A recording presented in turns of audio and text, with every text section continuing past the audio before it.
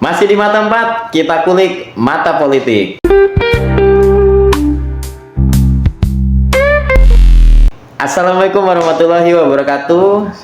Kita ketemu lagi dengan saya Yuka, dan saat ini saya sekarang bareng Bang Dewan.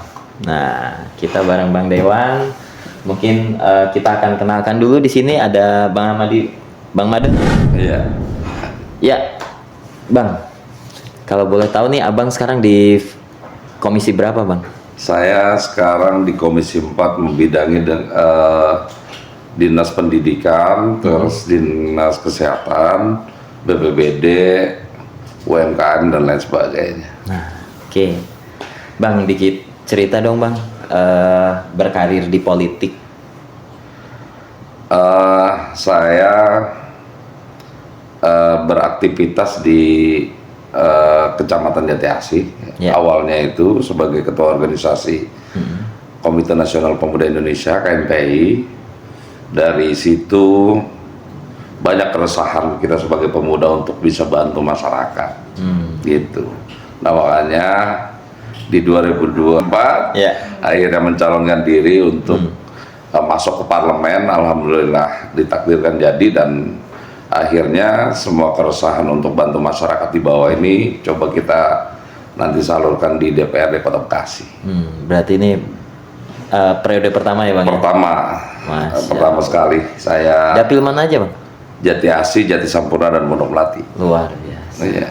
Oke. Lalu tadi kan bicara ada membawahi pendidikan dan lain-lain. Nah, menurut Bang Dewan nih, kalau kita bahas pendidikan seru nggak sih, Bang? Bicara Kota Bekasi ini memang darurat kalau bicara pendidikan Kota Bekasi terkait masalah para pendidiknya ya. Hampir 1.600 kekurangan guru di Kota Bekasi, dan diperkirakan di 2026 karena banyaknya pensiun itu bisa mencapai angka 2.400. Lalu bicara kekurangan tadi ya, berarti tenaga pendidik ya, Bang ya. Lalu antisipasinya bagaimana, Bang? Kalau untuk dari Dewan sendiri, koordinasi dengan Dinas Pendidikan gitu, itu bagaimana tuh? Kemarin dalam renja di 2025 ini kita pertanyakan betul, pertegas terkait masalah langkah-langkah. Kenapa ini tidak diantisipasi oleh Dinas Pendidikan kan gitu? Ya. Ternyata memang dilematis karena Kemendiknas itu tidak memperbolehkan untuk mengambil PNS ataupun guru selain PNS gitu. Dan terakhir kan P3K kan. P3K, gitu. Betul. Nah, ini akhirnya lambat laun menjadi menggunung kekurangan guru yang ada di Kota Bekasi. Gitu. Nah, makanya kita dorong betul terkait masalah kekurangan guru ini, karena ini kan menjadi kewajiban pemerintah daerah terkait memberikan fasilitas pembelajaran yang bermutu buat para warga Kota Bekasi kan gitu. Betul. Dengan kekurangan guru ini, dan yang saya tahu itu per minggunya itu sampai ada guru yang mengajar 40 jam, dan itu udah di luar kebiasaan. Gitu. Lelah juga nanti gurunya, nggak bisa maksimal kalau ngajar kan gitu. Setuju. Bisa jadi ngaco ini ngajarnya kan gitu. Kalau itu berarti di SD, SMP juga? SD dan SMP. Dua tingkatan ini emang kurang ya? Iya. Gabungan dari SD dan SMP, makanya kalau SD ini banyak juga yang peminatnya tidak banyak di SD yang satu, akhirnya terjadilah merger. Nah, ini juga sama juga untuk mengurangi juga beban ngajar guru agar tidak terlalu banyak juga dan meminimalisir juga kan gitu. Jadi banyak di merger juga di SD di Kota Bekasi hari ini. Oke, berarti ini benar-benar sudah diusulkan ya, Bang ya, untuk tahun ini ya?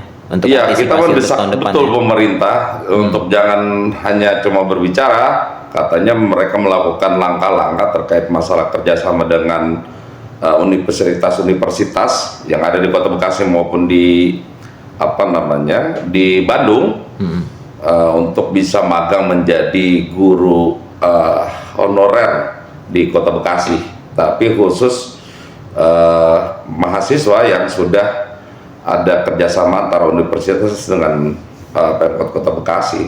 Tapi ini pun tidak mencukupi gitu, dengan kekurangan terus juga kompetensi juga kan gitu. Bicaranya apa namanya, kita juga tidak menutup mata bahwasanya mereka kan baru pemula ini sebagai mahasiswa ngajar di bawah, ini bisa nggak sebenarnya kan gitu. Kita tidak juga meredahkan, tapi kalau bicara kompetensi guru ini kan belum bersertifikat kan gitu. Tapi kemarin sih katanya Disdik akan berkoordinasi dengan BKPSDM untuk bisa P3K yang tahun 2024 diangkat, ini juga bisa dimasukkan kembali di guru gitu. Jadi ada juga yang di Damkar tersertifikasi guru, tapi dia dinasa di Damkar.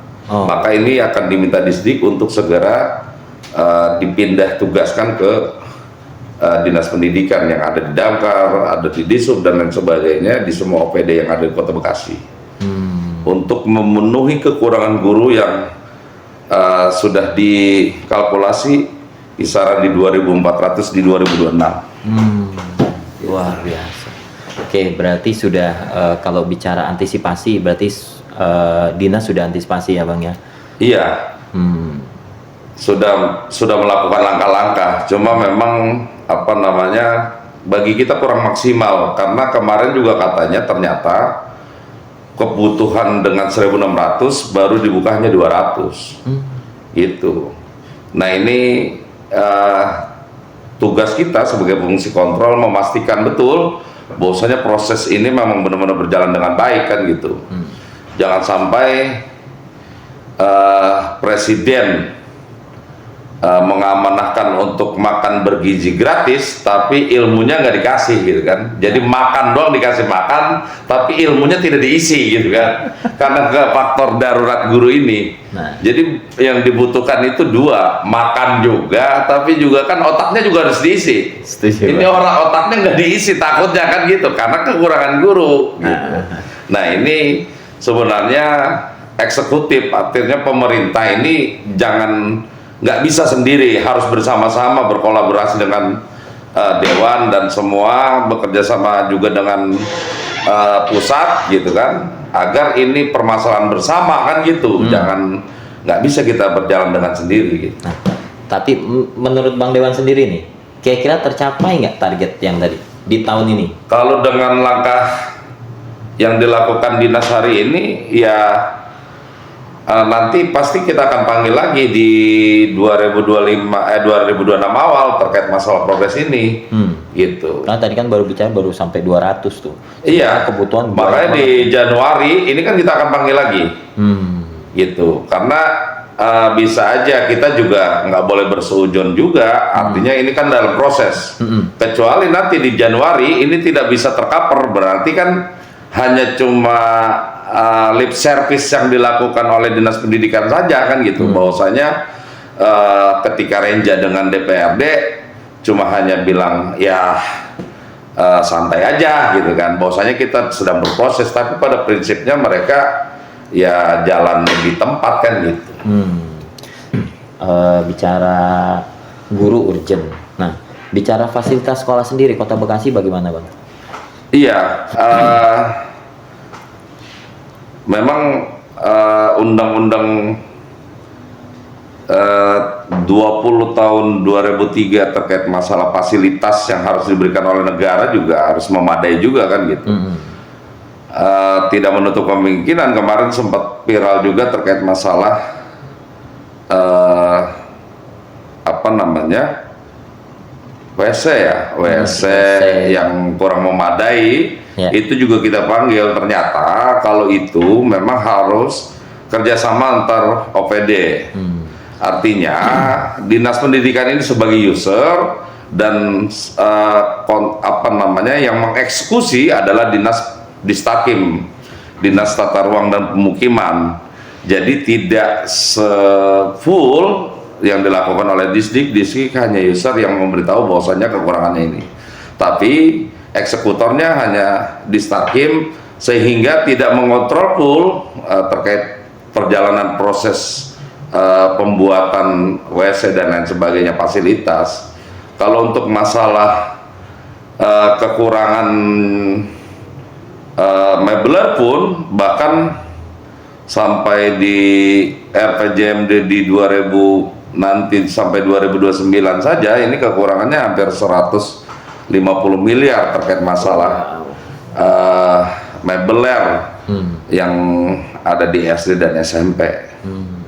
Gitu. Jadi cukup hari ini harus kita kontrol betul apa yang menjadi kebutuhan dan juga fasilitas yang ada di masing-masing sekolah. Tapi kalau bicara sampel di Jati Asih saja hari ini bagus sih.